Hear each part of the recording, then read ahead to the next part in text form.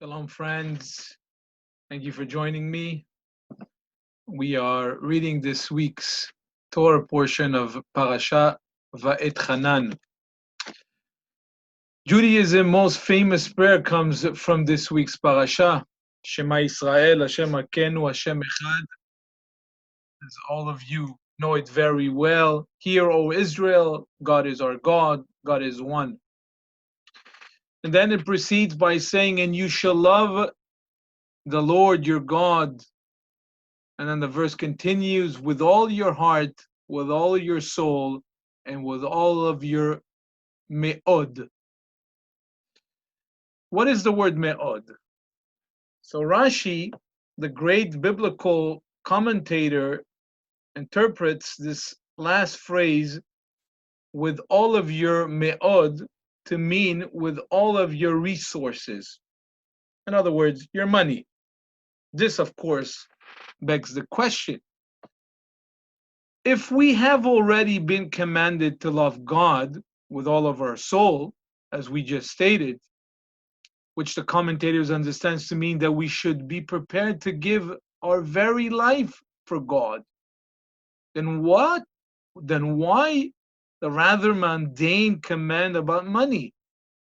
Surely, if we are prepared to give our lives for God, then sharing our money is a small thing to ask, isn't it? Well, Rashi explains that, in fact, there are individuals who value their money more than their lives. Such people, says Rashi, need to be told to love God with all of their money. I'm reminding of a story that I read of Jack Benny, the well-known American entertainer from long ago, used to joke about his frugality.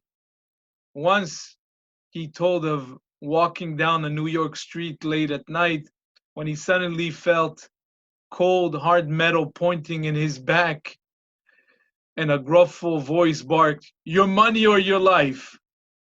When he didn't immediately respond, the gun at his back pressed deeper into his flesh, and the voice from behind became more menacing. "Your money or your life?" Benny replied, I'm thinking. There are actually quite a few real life situations today which prove that this is no joke. There's no shortage of people, from private contractors in Iraq to white farmers in Zimbabwe, who pursue business opportunities and careers which place their lives in danger. So the Torah insists that we must love God with all of our heart, soul, life, and resources. Whatever it is that we value and cherish most, we should be prepared to dedicate and love to God. There's a halakha that I've spoken many times about, this idea of pidyon haben, redemption of the firstborn ceremonies, where one finds a very strange dialogue between the father and the Kohen. By Torah law, every firstborn belongs to God, or to God's designated representative, the Kohen. The Kohen therefore asks the father of the newborn child, which do you prefer, your firstborn son, or the 5 silver shekels you are obligated to give me for this redemption?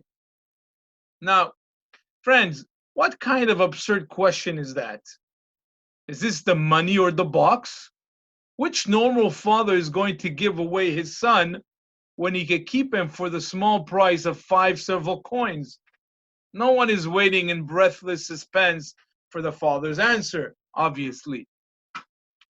But again, in truth, however, it is a very serious question. The priestly minister of God asks of the father of this child, in your newborn son's future life, what will be of primary significance? Will it be the child or the shekel? Will you place high importance on finance or on family time? Will you raise this child with an emphasis on materialism or on more meaningful things? This is really a very good question after all, one which parents need to consider soberly before responding to. How many workaholics do we know who are so busy making a living that they forget to live? Remember, no one was ever heard lamenting on their deathbed, "Ugh, if only I had spent more time at the office." So, the Shema, friends, remind us that whatever our core values may be, they should be directed to God and His service. Even for those who aren't overly thrifty, money is an issue. The reality is that it's not cheap to be Jewish, certainly not to live Jewishly. Whether it's the higher price of kosher food and Jewish schooling, or the additional expenses of preparing for Passover, building a sukkah, or acquiring tefillin and mezuzot, all these things require a commitment from us financially. When we make that commitment with love and don't complain about the high cost of being Jewish, then we are observing the mitzvah of loving God with all our meod, our money and resources. And don't worry, God loves us too.